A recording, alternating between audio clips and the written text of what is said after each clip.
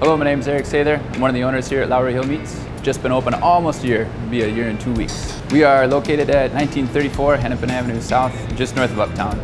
We wanted to open up here after years of cooking in restaurants, cutting meat in different butcher shops. It was one or the other. In the restaurants, everyone's always like, where can we get this food? How can we buy this? In the butcher shops, you know, everyone's always wondering, I wish we could hang out here. I wish we could sit here and hang out a little bit longer. It's as close as you can get to sort of a 1930s butcher shop.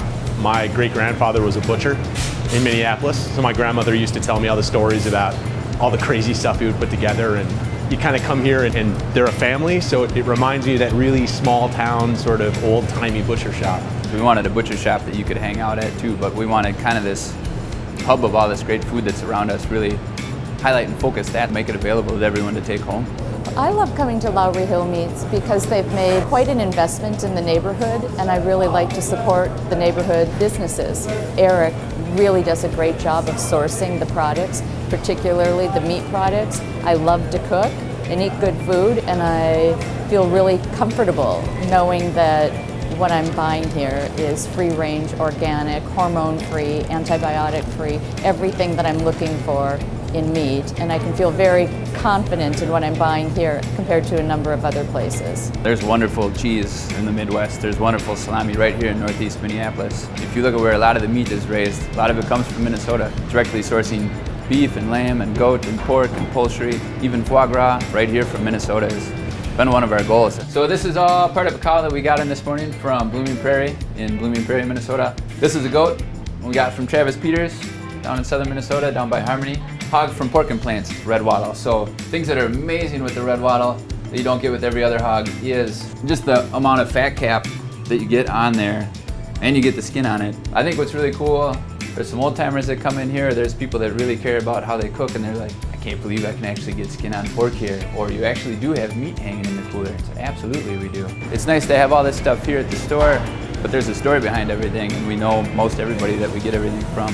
Like 1.5 inches? Or you want it more or less? Yeah. One part with us having a culinary background, sourcing all these whole animals and being able to butcher everything, because we do get in whole animals. We can curate different cuts for you. You know, if you want a bone-in brisket, bone-in pork belly, things like that. Those are things that are fun and one-off. People really love food and want to celebrate food, whether it's pop-up dinners here, whether we're supporting new restaurants that are just opening, or neighbors right here at Birch where they're good friends and we've done dinners, plated dinners here, hanging out. I love Lowry Hill Meats. I've known Eric for over 10 years now, and it's great to have him so close right next door. The lunch specials are great, and just last week I picked up some andouille sausage for a lobster boil I did, and everybody raved how great the sausage was. I love this place.